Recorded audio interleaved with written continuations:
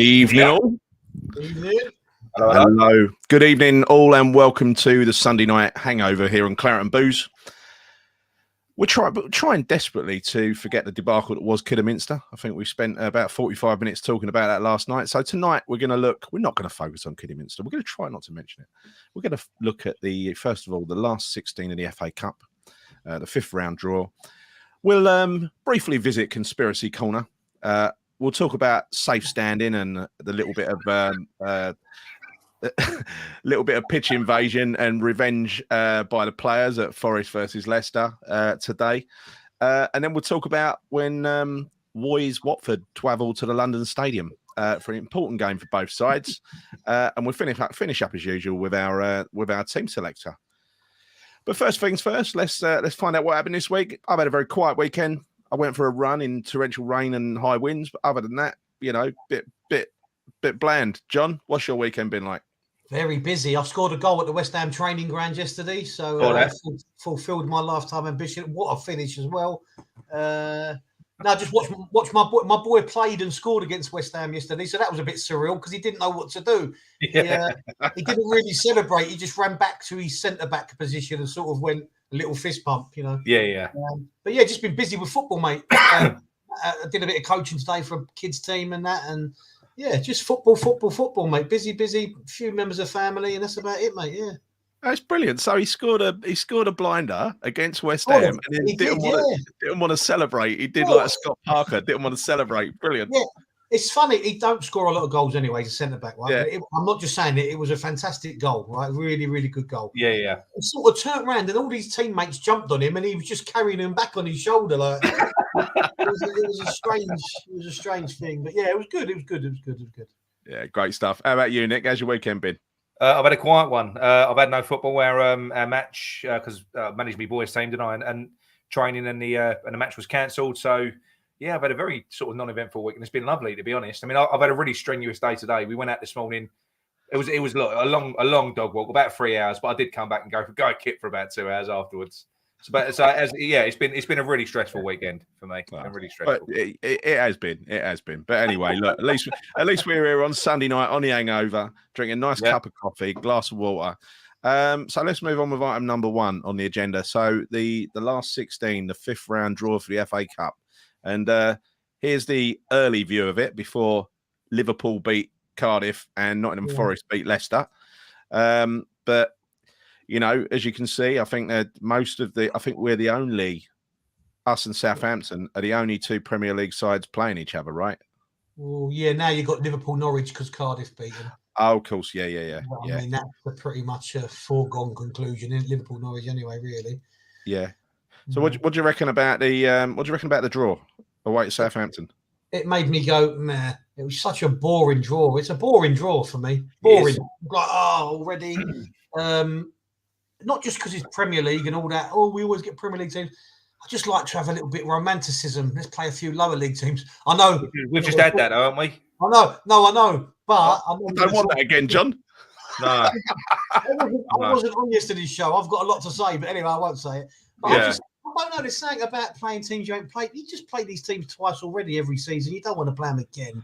So early in the competition for the big teams anyway. I'd rather play some of the smaller teams. I think it's safer for us, though, in terms of progression, because I quite fancy Southampton away. We've got a good record there, haven't we? We've got a good record. We hardly ever get beaten at Southampton, at least in recent years anyway. I've seen I don't think I've seen us lose in all the times I've been there. We usually win, and I think early this season, me and you went and saw the most boring game ever, Nick, a 0-0 draw. Terrible game. But it's a nice day out down there, if nothing else. It's quite a good day out, and there were a lot of teams we avoided. It didn't really want to do, what happened in the League Cup where we drew Man City and Man United and Spurs. At least we're avoiding those teams up to, it'll be up to the quarter-final, right? Yeah. No, I would like to have got a lower league team at home at our ground, like get Luton at our ground. Yeah. That would have been nice. Yeah. I mean, look, I think that game that we played at the weekend, if that was at London Stadium, then it would have been different. You'd like to think anyway. But I'll tell you what I will say. If you have a look at this draw. Chelsea are playing Luton, Palace playing Stoke. I mean, we're the only ones that, apart from the other game, all the big teams are spread out. It's like, I mean, I can't. That is not fucking random. I know Nigel said earlier on. He saw Andy Cole picking out the balls, but I'll tell you what, they're weighted or they're magnetic. Or something. Nick has taken us early. He's taken us early into conspiracy corner, right? This is what it's about. It's about the balls in the bowl being weighted. I came up with this idea personally, and I'm quite proud about it, right? Because I reckon if you weighted all of the big teams' balls and all the other ones will look feather light, if you pick one from the middle and then one from the outside, I think you'd always get a big team against a small team. What you might big teams might have bumpy balls, so you might have knobbly balls for the you know, you might have little. Think of that. Are we after the watershed yet? Talking about balls all night long? I'm not sure it was that sort of show where you're just talking about Andy. No, but it is, though, isn't it? I mean, look, you never see. I mean, Man City and Liverpool never get drawn together at this stage, do they? Nah. You know, I mean, look, Tottenham have had an easy one. Yeah, I don't know. Away to Middlesbrough, it's not that easy. I'd rather it than away to Southampton, to be fair, but it's not that bad. I mean, when you look at it though, it's going to be an interesting. The last 8 is going to be 100% Premier League side, isn't it? Apart from Forest will be Huddersfield. Well, yeah, because Forest have obviously beat Arsenal, Leicester, and now they've got what should be an easier tie at home to Huddersfield. But you know, sometimes if the teams know each other inside out, like they do, because they're in the same division, I think. Sometimes it's easy to play against teams who know little about you or know less about you. I know they sort of send scouts over. I mean, I don't know if you watched the Forest game, but what a game that was today. But I know what Nick's saying. Nick, you know, the draw was made at 11:40, and at 11:48, Nick came up with this theory of weighted balls. I know. Did you see that Fat Frankie Lampard's team, his new Everton team, won 4-0? I think 4-1 at home against Brentford. A walk in the park. I'll tell you what would be interesting, and again, you can call me psychic if you like, but I'm now going to predict this and predicting the future. We're going to play a semi-final against Frank Lampard's Everton. Oh, wow. You remember 1980 when Frank Lampard Senior scored the winner against Everton? Yeah. Oh, we're going to do that. Yeah. We're going to do that. But this time, we're going to it's going to be someone else to break Frank Lampard Jr.'s heart. So a semi-final against Everton, a West Ham win. We cruise into the final. Yeah. So touching on that, taking all the bias out of it. Yeah. How do you think he's going to do, Frank, at Everton? I don't look. I've said this before. Everton have got a good squad, right? There's no doubt about it. For whatever reason, Rafa couldn't get a tune out of them. He's not having to go in there and do a massive rebuilding project, right? He's going in there just to try and G them up and get them together, really. And I think that the job that he's got there is not as big as some others. He's got big players there. Calvert-Lewin, Richarlison, Holgate's a good player. Defensively, they've got good players at the back. They have got good players. They've got a good squad. You know, Pickford's in goal. You know, they've got a decent squad. Yeah. But for $500 million or whatever it is they spent, you'd imagine they should have. But I just think he's going in there to get them by the scruff of the neck and get them playing. There's not a lot there. I think Benitez rubs people up the wrong way, doesn't he? Apparently, allegedly, you know. He does. Yeah, what about Dele Alli? What are you expecting from him?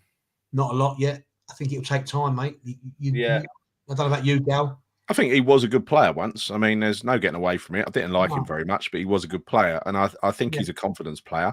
You remember Conte, in one of his first games, he picked Dele Alli, and Ali he had a shot, and I think he hit the post or he hit the outside of the post when it seemed easy to score.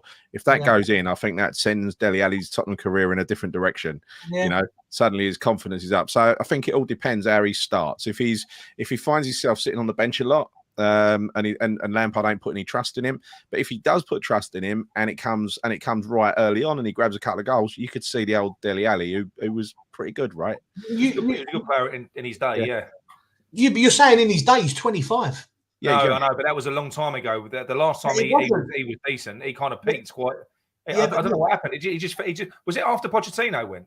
Well, the rumours were. Remember 2018 World Cup? He was one of the best players at that World Cup. 2018 World Cup, right? Without a doubt. And the rumours were that he got into gaming and that, wasn't it? And started becoming a bit of a gamer. He was on the computer through the night and weren't training. He was turning up for training late and all that. And every manager that's gone in there, Mourinho, what's his name? The ex-Wolves guy.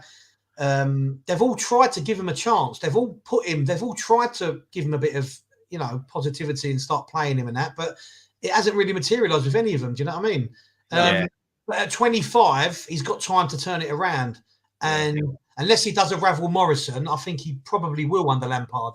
I think. Oh yeah, like you said, all of these, the previous managers have all drawn that same conclusion with him, haven't they? They've all arrived at the same point. But I don't know how much you might know about this, John. Hello, Jordan. Don't know if it's been said, but we need to rate Forest for Spence and Johnson. Yeah, they're both very good players. Forest have got a lot of good players there, mate. And if they don't get promoted, I think there'll be a lot of their players on the moves, or be a lot of bids coming in. Yeah.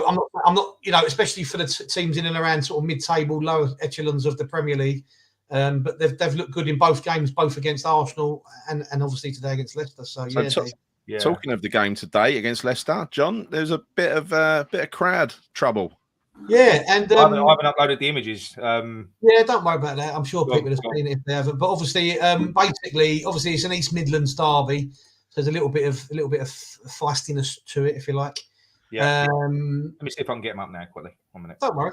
But one of the Leicester goals that they scored, it was in front of the Leicester fans, and the goal went in, and the Forest fans, they weren't celebrating in front of the Leicester fans. They ran sort of 30 yards away, if you like. But a quite lumpy Leicester fan burst past a steward and ran on and threw a couple of punches at a bunch of Forest players. There's probably like 6 or 7 of them in a huddle, but quite rightly, because you can judge footballers for all you want, what they should and shouldn't do, but they're people, they're human beings at the end of the day. Yeah. Quite rightly, a few of them turned around and give them a few whacks back. Good. So, good. Yeah, well done. I mean, it was quite, and the thing that I found odd, because usually I remember back in the day, if someone ran on the pitch, BBC would turn away from it and wouldn't show it. Yeah, John, have a look. The images they're on there, mate, right at the bottom. Now, yeah. So even after the game, they spoke about it again, and they showed the clip of the guy running on. And I think, look at the shock on the Forest players. There's 4 there. They've turned around, they've shoved him back, they've pushed. He's throwing punches in at the celebrating. Well out of order, isn't it? That is well out of order, isn't it? And at the end of the day, the stewards eventually caught up with him. I mean, at the end of the day, you can't do that. You can't do that. There's no excuse for that. We've all got our rivalries in football, but at the end of the day, he's cost himself so dear now. He'll probably lose his job and everything. If he's got a decent job, he'll lose his job and everything. Yeah. No, he'll get an assault charge for that. He'll probably get banged up for a few months, but rightfully so. And you cannot go doing that. And I just hope the Forest players got a couple of digs in. I hope they did. Yeah, they did. They did get a few digs back. It was quite funny when they pulled him back. That's a Midlands thing, isn't it? Because didn't Grealish, he got walloped, didn't he, by a Birmingham fan? Yeah, he got a rabbit punch, didn't he, by a Birmingham fan? Yeah. And then went on to score a goal, I think, in the same game. So, but you can't be doing that. You can't be doing all that. Those Midlanders, they take their rivalry too far, don't they? Fucking hell. Yeah. So, a couple of things as well. There was safe standing was used over the weekend. It was used at Liverpool today, and I think there was rumour it was used at Forest as well. I know this was due to be starting, and I think it started at Chelsea and a couple of weeks ago and stuff like that. But when is it coming to us? It's just a trial period at the moment, I think, with a few clubs. But we all stand up anyway in the lower tiers. So I don't see what the trial period's about, because we do the trial every time we're at home. Exactly. Yeah. It will just make it safer, because, and it's the same at most grounds. Like every single ground has got an area in the stadium or a couple where fans stand. They do it anyway. They do it anyway. It really hacks me off, because they pretend that standing up at football is unsafe. Standing up at football was never unsafe. What was unsafe at football was caging in fans like fucking animals. Yeah. That's what was unsafe. But then again, what we've just witnessed. Yeah, but that's nothing to do with safe standing. That's to do with being drunk. And this is the problem as well. No. The problem with it is they have actually spoken about allowing fans to drink in the stands again. But when things like this are happening, we've seen a few incidences recently with bottles being thrown, whatever being thrown, we know football's an emotional game. We all get emotional and angry about it and all that, but that's next level, and you're just ruining it for everyone else. But obviously these people don't care, do they, at the end of the day? And I must say, Gal, sorry, for the Man City Cup game this year, I stood where you stand all the time, or where you should sit. Yeah. And I loved it. It was like going back in time at Upton Park. The atmosphere was great. Everyone was singing, and my boy loved it. And Palace away, when I bumped into Stell, everyone just stood the whole game at Palace. No one gave a monkeys. And it was brilliant. It was brilliant. Beauty of it, John. That's the beauty of it. It is. I mean, look, nothing would be like Upton Park ever. But if you imagine, I've come from the upper tier in the corner, where I was about a third of the way up in the upper tier, right? There was literally no atmosphere in there. You only heard, and Nick was with us as well. Nick sat in front of us, and and so we took the opportunity of the pandemic. Nick gave his tickets up in a huff because he always threatens to do it every summer. He's like my dad, like that. Always. This time he followed through though and did it. My dad used to threaten to give up his ticket every summer, right? He used to. Anyway, he never did. Nick did. But anyway, I decided to take the opportunity to move down to the Bobby Moore Lower, and honestly, it's not as good as Upton Park, but I tell you what, it ain't bad. The view's very similar. The atmosphere around you is very similar because everyone's standing up. It's great. But yeah, all this nonsense about a trial. It's much better. It's much better. But there's nonsense about a trial and saying, if we pass the trial, we might be able to introduce safe standing on a broad. 30 years they've made us sit down, right? Or tried to make us sit down. Only about time they stop pretending that we're sitting down, because we're not sitting down. A lot of us are standing up. I know. It just winds me up. It winds me up. Anyway, look, I think that's it for the FA Cup, I think. The quick word on retro moaning, and this is something that came from Nigel Khan's site, 6foot2.co.uk. He wrote an article today. It was moaning about a sloppy goal that West Ham conceded about 15 years ago, which I thought was quality. That's a bit of me, that is. Hashtag retro moaning. Nick has now got a back catalogue of years of incidents to moan about.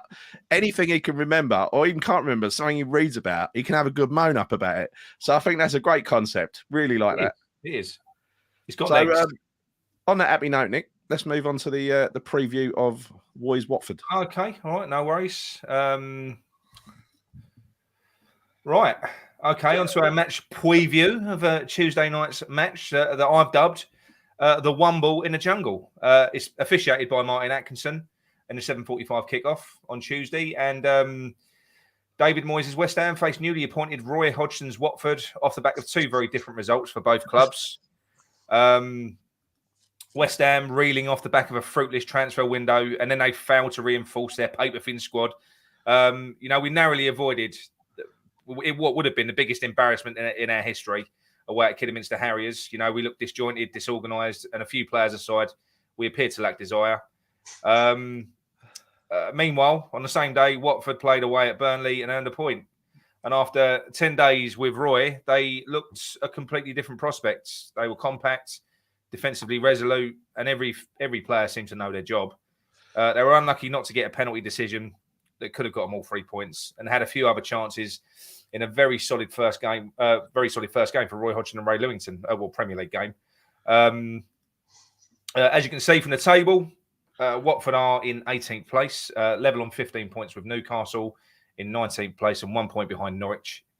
And meanwhile, West Ham's position in the top six is looking more and more fragile, with Wolves, Spurs and Arsenal all biting at our ankles, just a few points behind us, each with 2 to 3 games in hand on us. So this is a must-win game for both teams. West Ham, if they want to continue to be part of the top six challenge, and Watford in their fight for survival.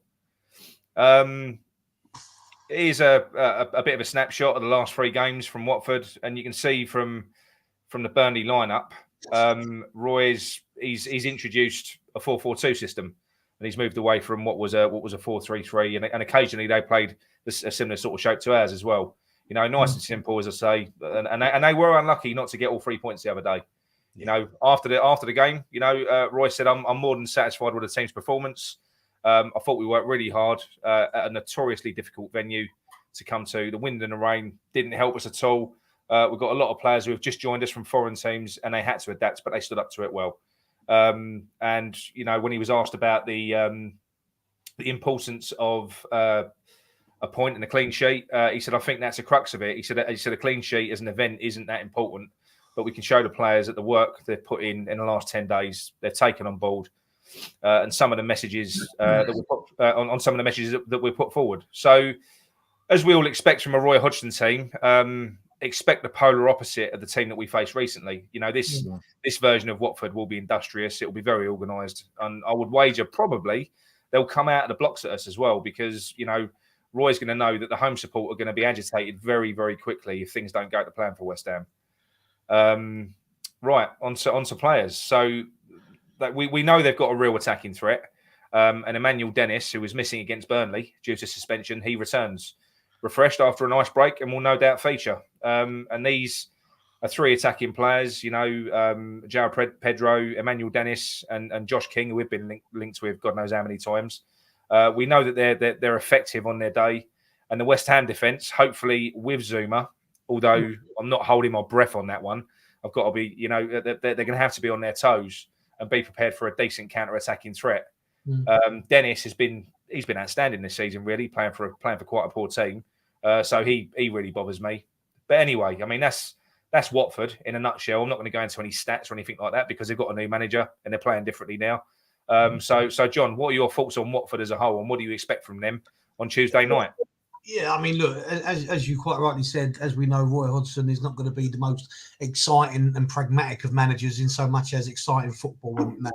Yeah. But what he will definitely make them is hard to score against. You hope he's obviously gone straight back for the 4-4-2 system, which he's probably looked over for the last 40 years in management. Exactly.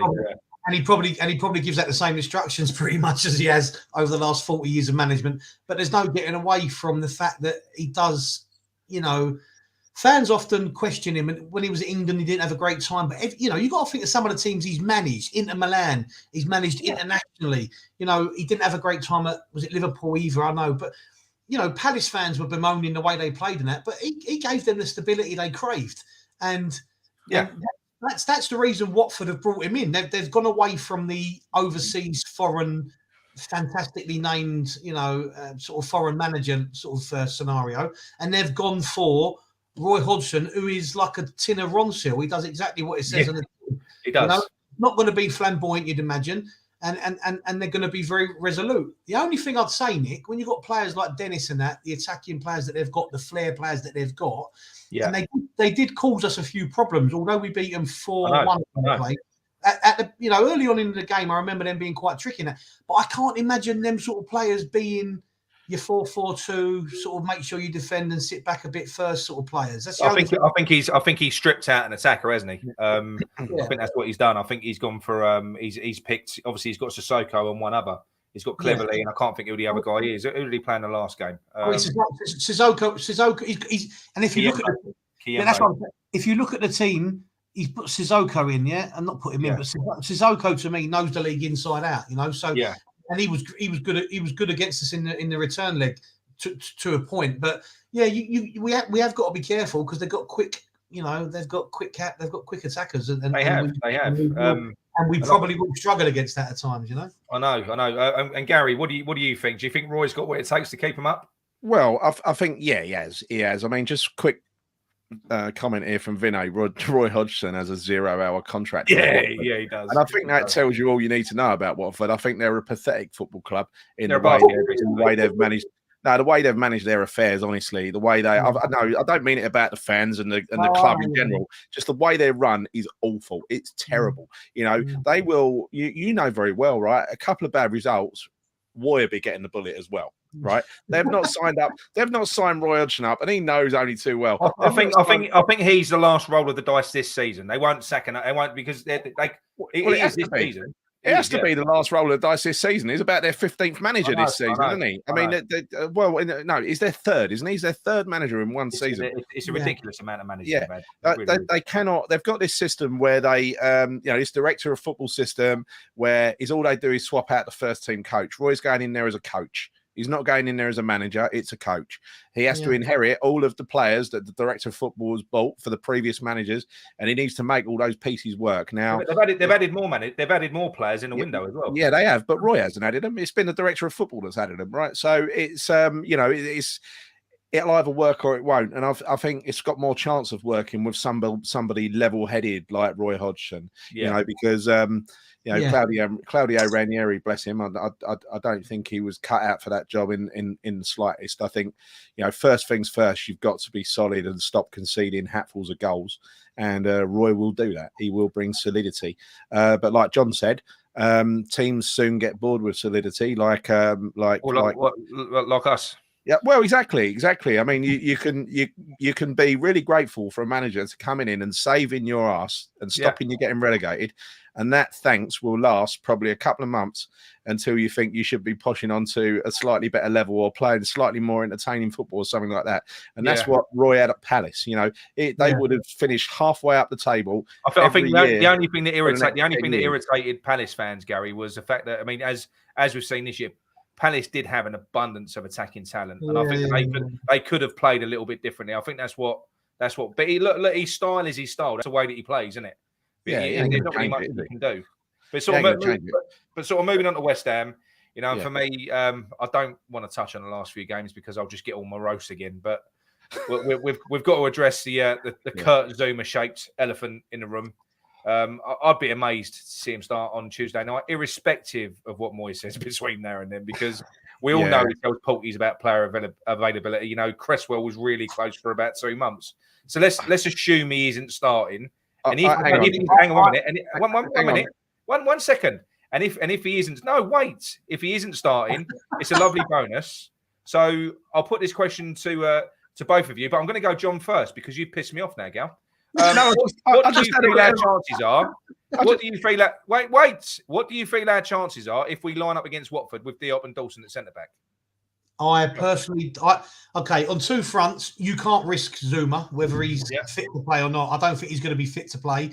And even if there's 70-30, I don't think you should risk it. I really don't, because you could have a knock-on effect for the rest of the season.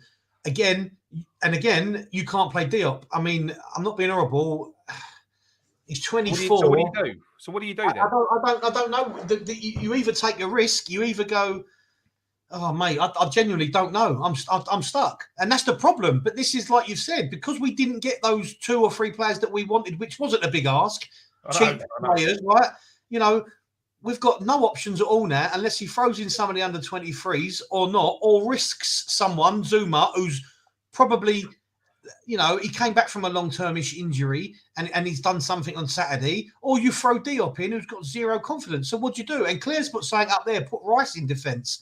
But then the problem with that is you lose something else. It's just it's ridiculous situation. What about mate? I mean, the one thing that we might be able to use Crowell for, apparently he played centre back for his club a few times, but I don't know. But again, do you know what? If you're talking about confidence, he looked very shaky the other day, didn't he? Against Kidderminster, some of his passing was awful. Yeah, but psychologically, if you're a player who's basically being given what is your last chance, then you know, giving Krall a little bit of credit, you're probably gonna, you might try a little bit too hard. I didn't witness that too much, but you know what I mean. It might just put you off your game.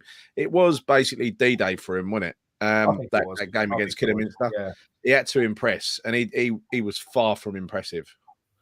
No. Well, the only thing that I would say is, and I know all the other players had to play on that pitch, and then Declan Rice came on, and he kind of put that theory, because he didn't look any different on that pitch to what he does on a carpet.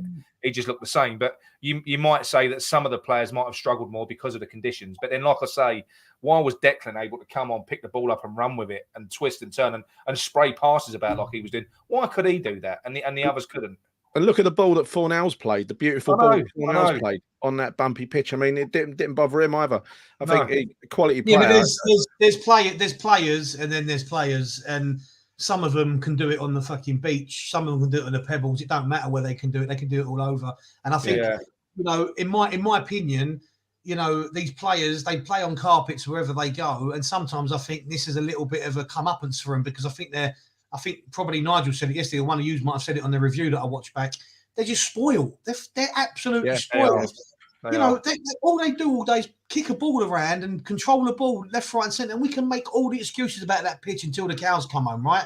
But they should have been able to string some passes together. It was embarrassing. John, it's not an excuse, and I'll tell you why it's not an excuse. They showed a replay of the last time we played at Kidderminster in '94, wasn't it? And the state of the pitch back then, it was like it had been ploughed by a tractor. Right? Yesterday, it wasn't the best pitch in the world. It wasn't up to the Premier League standards, but it wasn't a bad pitch either. It looks all right. It's a bit bumpy, but what do you want? Mate, what do you expect? What do you expect from an 8th division team or whatever they are? And at the end of the day, just get on with it. There's no moan. None of the players have come out and moaned, but if they ever come out and use that as an excuse, I think it's ridiculous. To me, what it showed yesterday was just a pure lack of desire from the squad players wanting to come in and prove a point. And the funny thing is that's the team pretty much that we had in Europe. So it was almost the same team. It was very bizarre. But Gary, same question to you. Very simple. Again, look, we don't know what's going to happen, but if we face off against Watford, and it probably will be Diop and Dawson, what do you think is going to happen? Well, look, what I wanted to say that you didn't let me is that I read a few reports earlier from West Ham Insider that the Zuma injury is worse than Moyes first thought. Of course, right? It is. So I think he's almost definitely not going to play. And what do I think Moyes would do? I think rather than play any of the kids, he will play his normal two. What I'd like to see, if he's forced to play those two, is I'd like to see a back three with Cresswell. Cresswell, Diop, and Dawson. Johnson play centre back? Johnson could play right at centre back 3, I suppose. Or Cresswell could. Yeah, he's done it before, isn't he? I'm sure he's done it before. I think he's played. He done it against Arsenal, didn't he? Yeah, but he won't play him there. He won't play him there. I guarantee he won't play him there. I think, like you said. Sorry, Gail, to interrupt you. And Glenn said it here, but it's like a back 3 is almost a back 5. Diop, Dawson, Johnson, and then Soufal and Cresswell as the wing backs. You know what I mean? That's what I'm asking. Yeah, that's what I'm asking for. I think that would be the right way to go if Zuma is out, because we need a little bit more solidity. You cannot leave a back 2 of Diop and Dawson. You can't, especially because Diop ends up playing the left side, and we saw what he was a bag of nerves the other week playing that role, wasn't he? Yeah. He was. I mean, what Claire said, sort of further back in the chat. I mean, I think it was, and you know how much I love Declan Rice in central midfield and how important he is. But I think it was that bad. I think if the only option was Diop or moving Declan Rice out of midfield into defence, I probably would put him in defence. Yeah, but as Glenn says, if you move him back, look how much we lose going forward. I know, but we're going to leak goals, aren't we? You imagine sort of the standard sort of Premier League attack with Diop and Dawson. We've seen it. It ain't going to be pretty. Yeah, but can I say something? It's almost like you've created the Diop and Dawson show. Let me say something to you, and I'm not being condescending or rude when I say this. Out of all the centre backs we've had and all the situations we've had now, it seems like Dawson is our most reliable and our most injury. No, but John, I'm not saying. No, listen. I'm not joking. For me now, our two centre backs are Dawson and Zuma. Yes. But what I mean, Dawson and Zuma. But what I mean is, if Dawson and Diop, it'd be the same with Zuma or Diop. We saw that the other day. It was no better. Yeah. There was no difference. Exactly that. So this is the thing that I got back to a few weeks ago. We was all blaming Arthur Masuaku for Diop's performances. I know. He's played with Cresswell, Arthur on the left. He's played with Dawson and Zuma now in the centre back, and he ain't got any better. You know, and that was an interesting point, John. That was an interesting point you made at the time. We were all blaming Arthur for Diop's performance. Was it Diop's performance that was causing Arthur to be so crap? I don't know.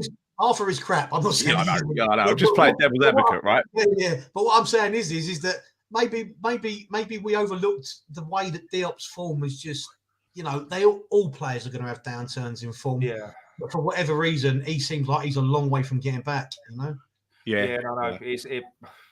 It's worrying. It really is worrying. I mean, especially if, like you say, Gary. I mean, the only thing is, I don't think anyone really knows yet, because I don't think it would have leaked yet. But I think that's just drawing a common sense conclusion, which people are going to, because it looked bad with the way he went down and the way his knee twisted, and he screamed in agony. That is not going to be nothing.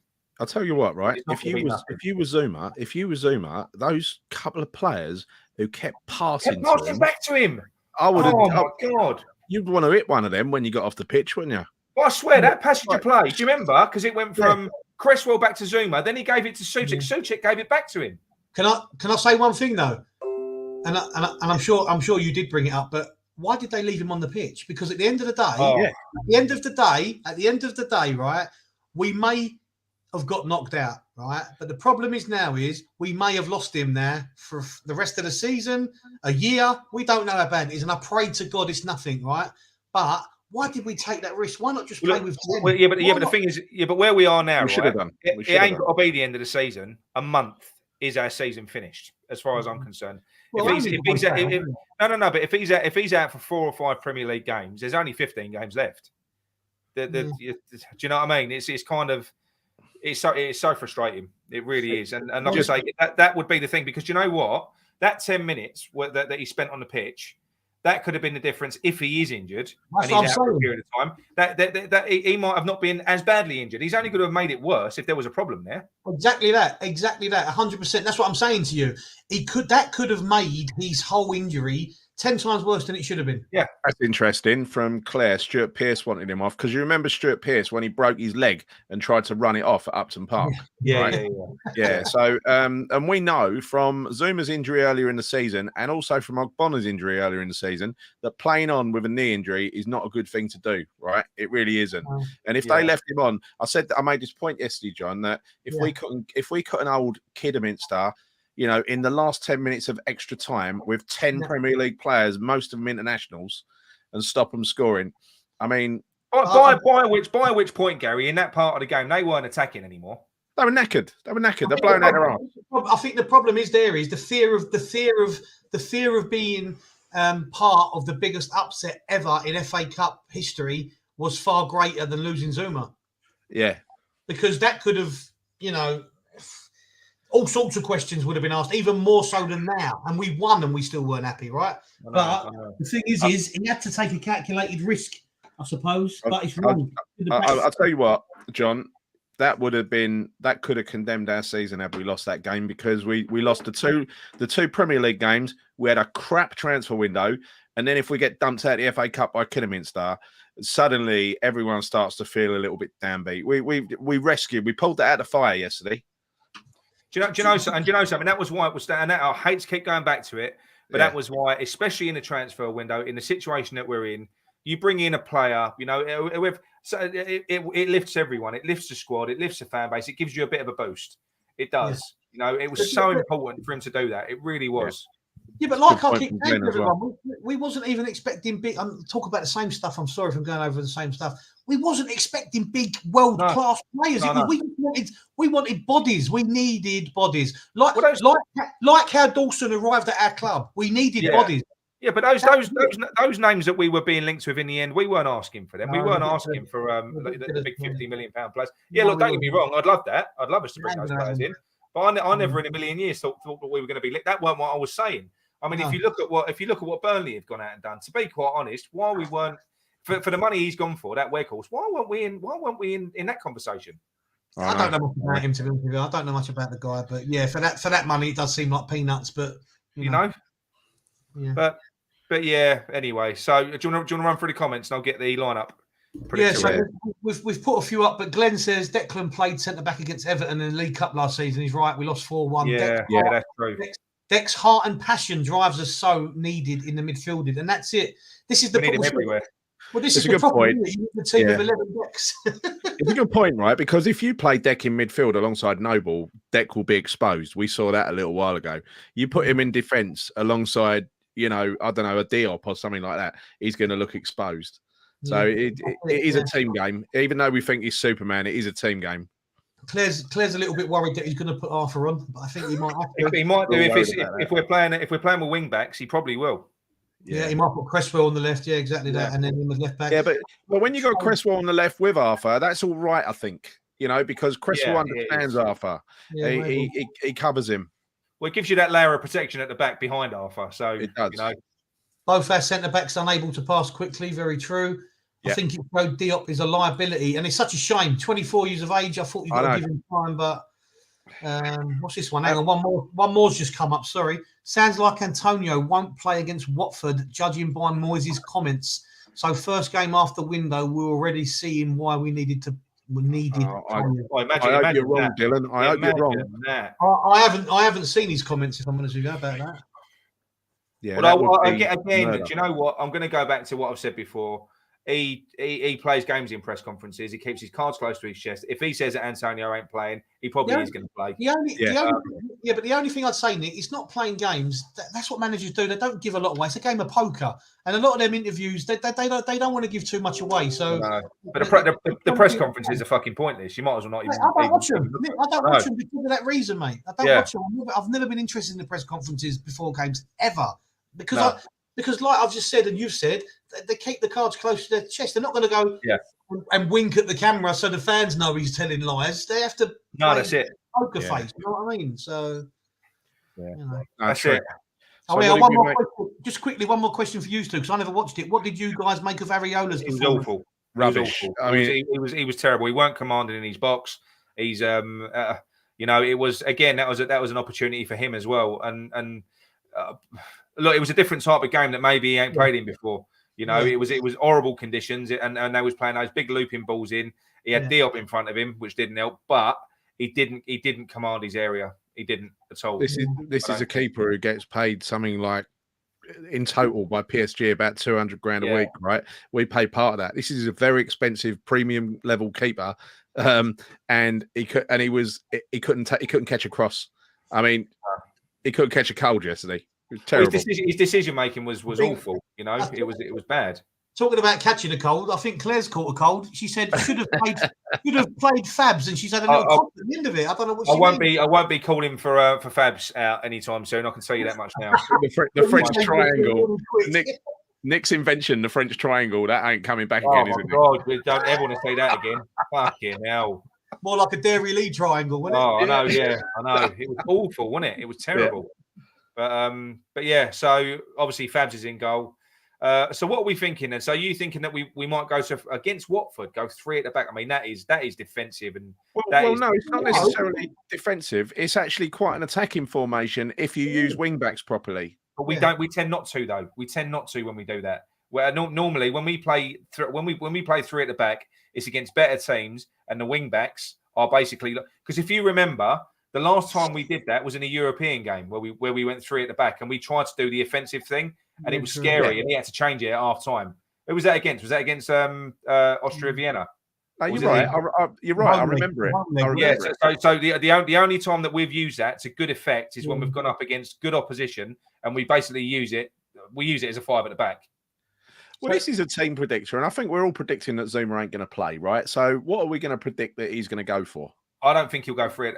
If he went 3 at the back, he might have to. If he went 3 at the back at home to Watford, I'd be a bit pissed off. The only reason I think he possibly could go 3 at the back is because he ain't going to want to risk Diop again. However, knowing Moyes, he'll probably just go with the obvious back 4. Yeah. I think he'll go Diop and Dawson at the back. I think so as well. That's what I'm saying to you. Yeah. No, all right. This is a team predictor, so let's go Diop and Dawson. Go on. Look obviously, let's depressing. No, it is. Let's. Cresswell's going in. So Diop. Oh my God, he's so bad. I feel sorry for him. No, me too. Me too. I mean, he's got one of those sort of hangdog faces where you feel sorry for. You know what I mean? I know. I wish you. Hey, that ain't Dawson. No, not Dawson. That's Zuma, isn't it? Zuma's out. Not Dawson. Zuma's out. He's blonde and he's got black hair and he's got blonde hair. Look, nothing like it. There we go. Just to reiterate, this is not what we want or what we would pick. This is what we think Moyes is going to pick. Yes. So this is not our decision. Yeah. This is what we think Moyes is going to go with. He's going to go Soufal at right back, isn't he? Yeah. He's not going to take risks. He's not going to be. No. Look, in any normal circumstances, he'd pull Diop out the firing line. But if Zuma's not going to be fit, he's got no option. And the problem he's got no option is because of his lack of activity in the window. And I'm sorry to come at him because I'm not that sort of fan. But he's made a rod for his own back. He deserves criticism for this, mate. As far as I'm concerned, he's put himself up there to be shot down, hasn't he? He has. Obviously, the central midfield picks itself, then it's going to have to be Rice and Souček. It does, but I'll say one thing about the central midfield, and this goes for Rice and for Souček. Whoever's going forward, the other one needs to drop back and protect that centre. I think that will happen tomorrow. I mean, I'm assuming that will be an instruction from Moyes. He'll have to. Well, who's going to play in the 10? It's going to be Lanzini, isn't it? He was rested. I think so. Yeah. Okay, right wing is going to be hopefully Bowen, so because that will mean Antonio's up front. I mean, if Antonio ain't playing, I mean, imagine that. It really worried me there, Dylan, because that's I haven't seen that news anywhere. I hope it ain't true. Maybe he's talking about the initial interview he had regarding how late Antonio come back from Jamaica and but I think he was obviously suggesting he's not going to be ready for the Kidderminster game, but I'd imagine he should be ready for Watford, no? Yeah, I would have thought so. I'll tell you what we'll do. Let's quickly zip through this because, and then what we'll do is we'll do a three at the back formation quickly. So let's do it. Obviously, this is what we think So Antonio up front, and it's going to be Ben Rama or Fornals. After what I saw of Ben Rama the other day, even though Ben Rama is a better winger on his day than Fornals because he's got pace, Fornals gives you more, I think. Yeah, I think if they've got pace and we need defensive cover, you've got to play Fornals. Yeah, Fornals and Bowen, because that way, Nick, we can have a back six. So is this what we think that Moyes is going to do? Yeah, because Okay, right. Let's go for the three at the back then. So let's get him out of the team. Well, no, it'd be in the team. No. Well, you'd put him in there. Really? I'd want him out. I'd put Cresswell at left centre back and put Diop in the middle and Dawson at right centre back. I'd be. Do you know what? And maybe the other way around. I'd be inclined to put Dawson in the middle because he heads absolutely everything. I would do this. Oh, wow. And I would go. Yeah. Well, there is that option because then you could play. Who are you going to play as a left wing back? You can play Johnson. Right. So you said Arthur, didn't we? Remember, you said possibly Arthur left. But this is the trouble, right? Now, what you've done is you've lost all your attacking threat. Yeah, exactly. No, this is who we would choose, John. So who would we choose as left and right wing back? Look, because your lack of, you're probably more inclined to put Cresswell as a left wing back, yeah, because of the attacking threat he offers. But then you've got the problem: who's going to go left sided of the centre three, and then Johnson or Fredericks would come in. But that's but by putting Cresswell and Soufal where they are, Nick, on there, you're taking away the threat they've got going forward, haven't we? Of the crossing and But I think But do you know? Look, the natural wing backs that we've got, if we're being honest, the natural wing backs are Fredericks and Masuaku. Yeah. But they're not naturally this season playing. So Soufal and Cresswell have been our most attacking threat on those sides. It's difficult, isn't it? But what I'm saying to you is, if that is your wide threat, Soufal and Cresswell running at another fullback, they ain't taking that fullback on. No, you're right. I think if you're going to use the wing-back system properly, you need pace and you need people to take a gamble and go forward. And as bad as defending as they are, I would probably favour Masuaku and Fredericks because they in the advance in the front at the front end of the pitch they actually do all right. They're just not very good down a defensive side. So what would we do? Who would we drop out? Lanzini. Lanzini's out. I mean, I just don't like the look of that team. No, it don't look right. It looks completely sort of weird, doesn't it? It don't look right at all, mate. It don't look right, and that's the thing. So I think that the squad of players that he's got. See, the squad of players that he's got, Gary. See, look, we're all agreeing. Right, there ain't enough players on there. But Frederick, is there not? Hang on, 1, 2, 3, 4, 5, 6, 7, 8, 9. Oh no, I've done it again. Right, okay. I've done it again. That looks better. There we go. Yeah, that would be all right. I think. Yeah, that looks better. Because that way you could play with a false 9, right? You could have Fornals, Bowen, and Antonio interchanging, couldn't you? But then, sorry to interrupt you, but why have you not got Lanzini when Fornals is then? Why would you not choose him over him? Yeah, this is true. Okay. Yeah, I don't know. I don't think he's ever going to pick this. I can see what you're saying. He's not. And to me, if he's going to do that system, he'd probably still play Diop, but have Cresswell where Masuaku is. Yeah. I think you're right. I think it would be Soufal on the right hand side, that's how it would be, which is just I think Soufal is a brilliant right back. I don't rate him as a wing back. No, I agree with you. I mean, what it's likely to be is you're likely to take Masuaku out. You probably end up with Johnson playing at left wing back. You'll have Cresswell playing as the left centre back because that's what he's played there before. Yeah, You'll have Stufau as the right wing back. Yeah, no. Where are you going? Well, no, I'm just basically setting this team up again because look, this is how he's going to set up. Yeah, I think so. That's how he's going to set up tomorrow, and with the players he's got available. Because look, let's have it straight. Okay, we've seen so far. Okay, Fredericks he's not the answer. Okay, no. If Masuaku's the answer, I don't know what the fucking question is. Noble is no longer the answer. Unfortunately, he's what legs he had left, they've gone. He shouldn't have to be trying to be the answer at his age. No. He should have better. Yarmolenko, if I'd have been on the screen, he'd be going in it because I don't ever want to see him again. Did you see the footage of him laughing during the 1 minute applaud? Yeah. So obviously, Ogbonna's got images of him laughing at something when they're doing the minutes applause. He was cracking up. I think Claire might have posted it on the Facebook group actually. So what I'm saying is, we think Zuma's out. Areola is obviously just a backup keeper, so that's neither here nor there. Zuma's out. So what I'm saying is, acceptable players that we've got on a fully fit basis that can change our team is that. These four here, because I'm not being funny. Those three, you might as well have kids in there. You might as well have kids on the bench. Well, and Crowell. No, I'm sorry, Crowell's proved beyond any doubt he's not an option. I think that means that we've got them three. Listen. I've said time and time again.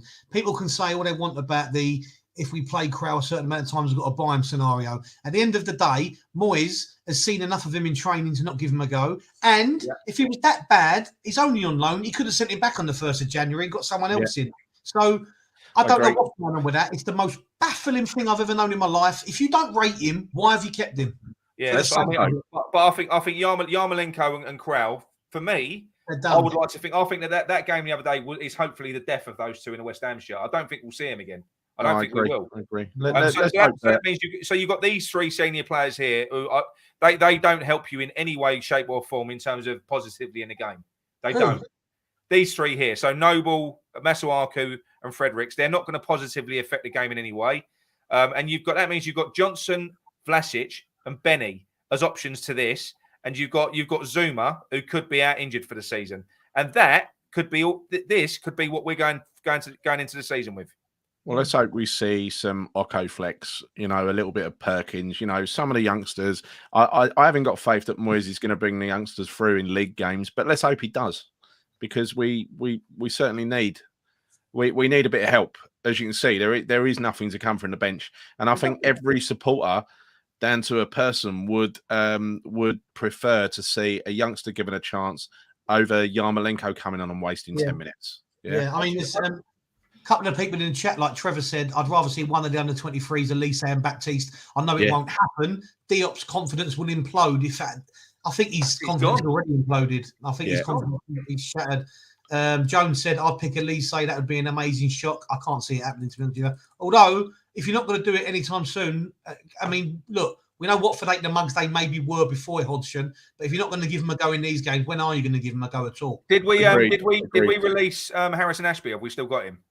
As far as I know, I don't remember him going on loan anywhere. I haven't seen him.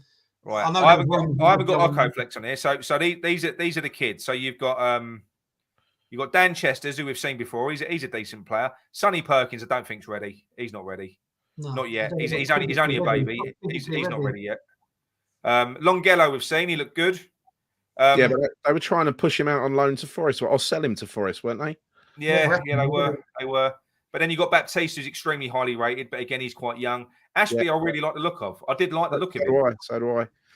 Yeah, I think Ashby, Lacey, Perkins has had a few little goes in the first team already. I'd like to see more. But the one who everyone's excited about, because he seems to have pace to burn, is Occo Flex. Yeah, I haven't got a thing for him. I'll have to sort that out. You know what the thing is with Occo Flex? It's not even the pace. It's the size of the man. He's looks physically ready, right? Physically ready. And against Leeds, he'd been on the bench 4 games in a row. Perkins turned up on the bench and he threw Perkins on, who, I'm not being derogatory, but is a 17-year-old and he looks like a 17-year-old. Physically, he looks so skinny. He used to be a winger. He's only been a striker for about a season or so. He doesn't look physically up to it yet, and that's not being disrespectful. That's being honest, No, I agree.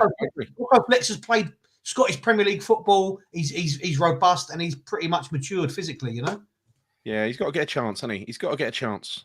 But I'll tell you what though, when you look at that going into the summer window next year, what the work that Moyes has got to do. Oh, massive job. Areola, Fredericks, hopefully Masuaku will be gone, Noble's gone, Crowell be gone, Yarmolenko's gone, Ogbonna ain't coming back, bless him. Now, not being funny. Oh, that's all you've got. That's all you've got. Yeah, you've got. Yeah. I mean, that's. Yeah. Oh, it's shocking, really. It's shocking to arrive in this position, and how he could have just gone out, because you know what, he could have gone out and got a few players, because he is going to need. You need squad players. He could have got those in the January transfer window. He could have got a couple of those players in.